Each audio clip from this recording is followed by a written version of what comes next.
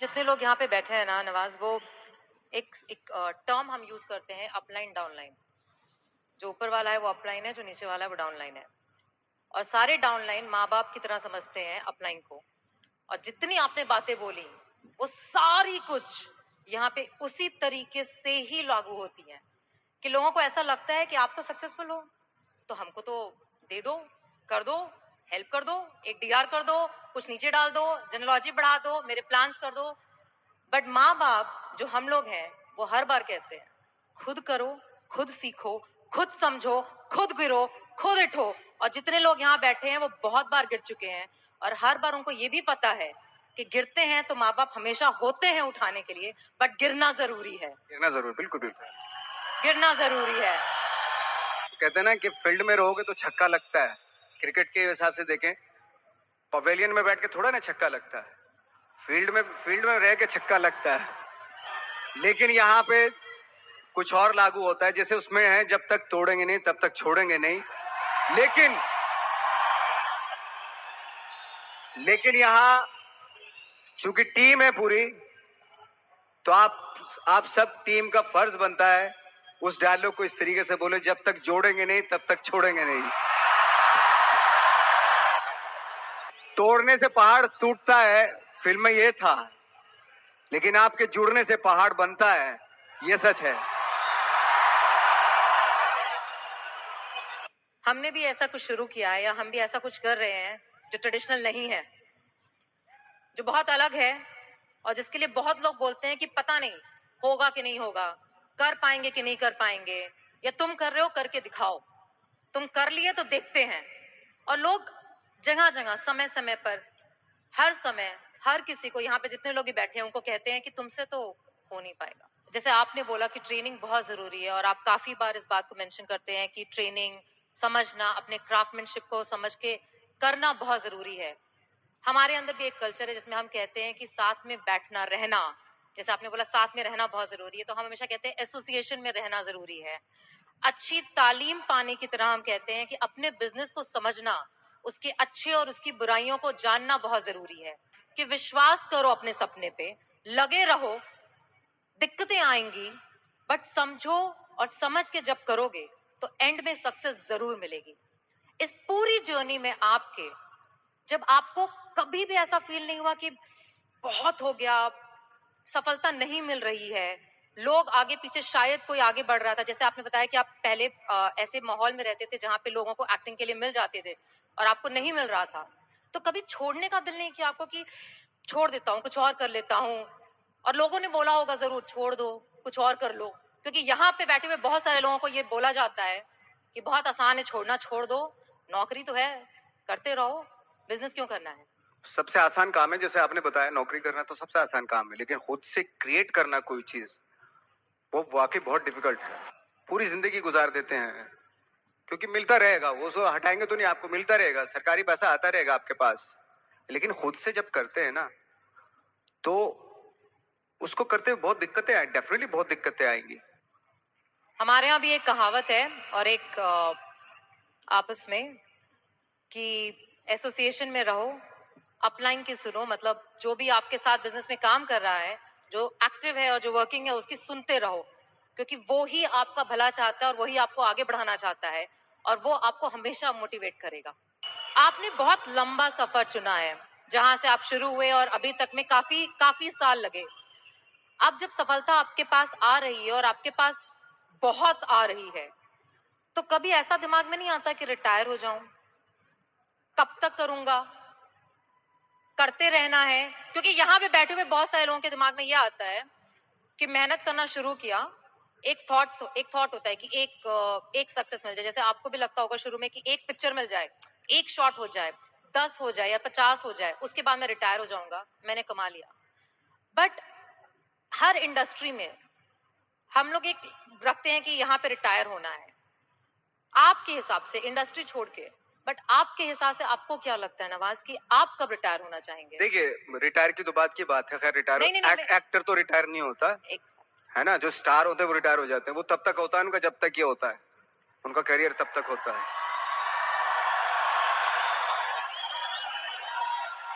लेकिन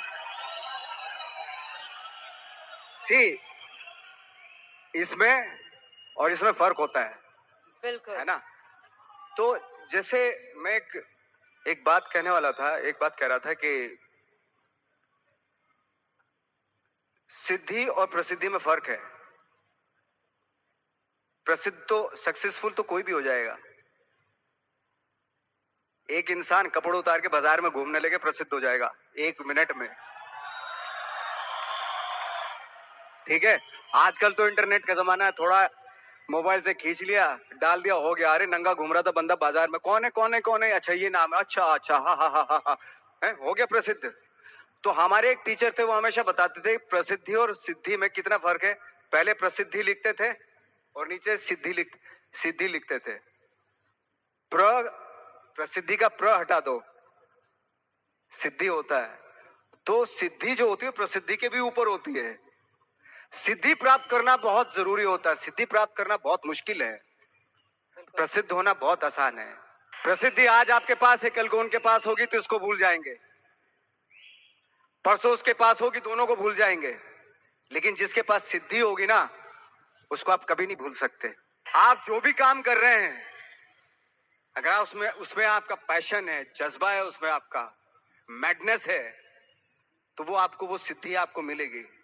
हमारे बिजनेस में भी हम हमेशा कहते हैं डुप्लीकेट करना है, डुप्लीकेट करना। और बहुत सारे लोग इस बात को सोचते हैं। डुप्लीकेट का मतलब हरकतें, आपके एक्शंस, आपकी बात करने का तरीका, वो डुप्लीकेशन होता है। बट आपने बहुत खूबसूरत बात बोली कि डुप्लीकेशन कॉपी करना नहीं होता, डुप्लीकेशन समझना होता है। तो ऐसे बहुत सारे यहाँ पे बैठे हैं जिन्हें अपने ऊपर डाउट है, जिन्हें ऐसा लगता है कि मैं कर पाऊंगा क्या, जिन्हें ऐसा लगता है कि शायद मुझ में अब उस बात की एबिलिटी नहीं है, या मुझ में कुछ है नहीं, मैं कम हूं। और हम जब स्टेज पे आते हैं तो हमें देख करके लोगों को ऐसा लगता है, आपको देख के आज लोगों को ऐसा लगता है कि इसने तो कर लिया, मैं नहीं कर पाऊंगा। सी, उसने वो कर लिया जो उसको करना था, है ना? आपको आपको वो करना है जो आपको करना है। अगर आप ये सोचेंगे कि उसने जो उसको करना था उसने कर लिया, अब मैं क्या करूं, तो फिर तो आप कुछ नहीं कर पाएंगे, क्योंकि आप तो फॉलो उसी को कर रहे हो। आपको खुद का, आपको खुद की अपनी आवाज सुननी पड़ेगी। एक्चुअली मैं क्या करना चाहता हूं, इस मामले में बहुत ही इंडिविजुअल होना पड़ेगा, बहुत ही प्राइवेट होना पड़ेगा आपको, कि मैं क्या करना चाहता हूं, मेरे क्या थॉट है, मेरे क्या ड्रीम्स हैं। पहले तो सपने देखने पड़ेंगे आपको, और सपने में भी कंजूसी नहीं करनी चाहिए। सपने, कभी कभी आप सपने देखते हैं, ऐसा लगता है कि यार ये तो पॉसिबल नहीं है, लेकिन पता है जो सपने देखते हैं वो पॉसिबल हैं, वो एग्जीक्यूट हो सकते हैं। पहले सपने तो देखना शुरू कीजिए। हमारे बिजनेस में हम कहते हैं कि बहुत कुछ ना, जब लाइफ में हमको आता है और हमें करना पड़ता है ना, तो कई बार हम बहुत कंफ्यूज हो जाते हैं। हम समझ नहीं आता कि इतनी सारी चीजें एक साथ कैसे करेंगे। जैसे हमें बिजनेस में एसोसिएशन करनी पड़ती है, प्रोस्पेक्टिंग करनी पड़ती है, क्लोजिंग करनी पड़ती है, लाइन अप करना पड़ता है, बहुत कुछ करना पड़ता है।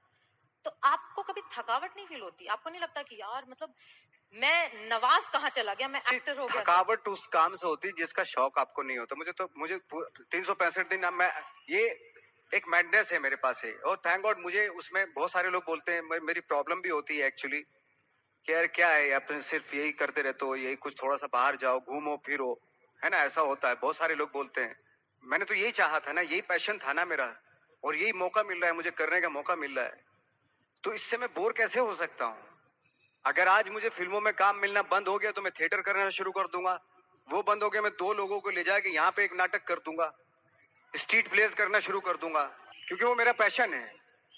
मैं मोहताज नहीं हूँ कैमरे का। मैं 2 लोगों को, 10 लोगों को लेके यहीं पे कुछ इम्प्रोवाइज करना शुरू कर दूंगा, यहीं कुछ एक नाटक बना लूंगा और सबको इनवाइट कर लूंगा, आ जाओ भाई हमने एक प्ले किया, आ जाओ देखो।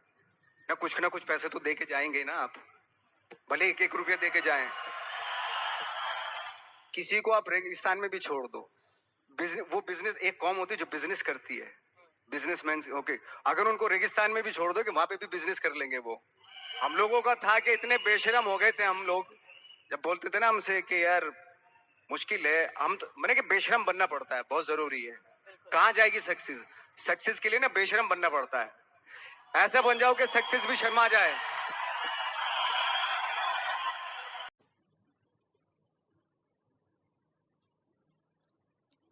अगर मैं दिल से बोलूं तो नवाज, यहाँ पे बैठे जितने भी लोग हैं, और जैसे मैंने आपको बताया, हर इंसान के पीछे एक कहानी है कि वो कैसे यहाँ पे आकर के बैठा है। और पैसे, परिवार, हर तरीके की, लोगों के कहने की, बोलने की, हर तरह के चैलेंज जो सोच सकते हैं, मैं गुजरी हूं, ये गुजर रहे हैं। और यहाँ पे बैठे जितने लोग हैं ना, उस चीज को करने से इतना डरते हैं। जो आपने इतनी खूबसूरत बात बोली कि अगर हर चीज जो चाहोगे वो इसलिए दे दोगे क्योंकि तुम भागना चाहते हो, एग्जैक्टली, बिल्कुल। तुम छोड़ देना चाहते हो अपने पैशन को, बहाना है ये। एब्सोल्युटली। यही जैसे आप बता रही हैं कि मेरी एक फ्रेंड है, उनका जब बच्चा जिद करता था, मामा मुझे बैट चाहिए, क्रिकेट का बैट चाहिए, तो वो माँ पता क्या बोलती थी कि जाके पूछ क्या कितने का है। तो जाता था, बाजार जाता था, वो पूछ कर कितने का बैट है। उसने बोला 300 रुपए का बैट है। बोले, और जब माँ से बोलता था कि मामा 300 रुपए का बैट है, तो दोबारा माँ उसको क्या टास्क देती मालूम है? उसको बोलती थी जा अब पूछ क्या कि डिस्काउंट कम मिलेगा इसके ऊपर।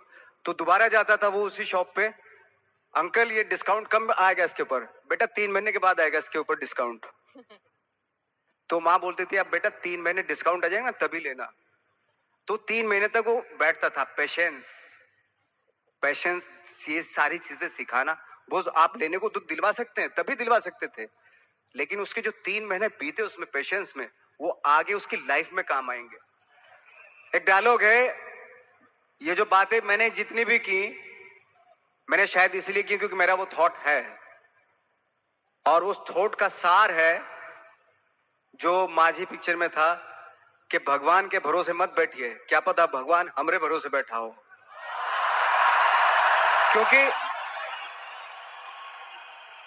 क्योंकि भगवान भी वेट करता है, भगवान वेट करता है, ये खड़ा होके कुछ करेगा तो मैं इसका साथ दूंगा। घर में लेटे लेटे रूम में भगवान भी साथ नहीं देता उसका। जब आप पक्का इरादा करते हैं और घर से निकलते हैं, सोचते हैं वाकई कुछ करना है, तभी भगवान साथ देता है। जो घर में घुसे रहते हैं उनका भगवान कभी साथ नहीं देता।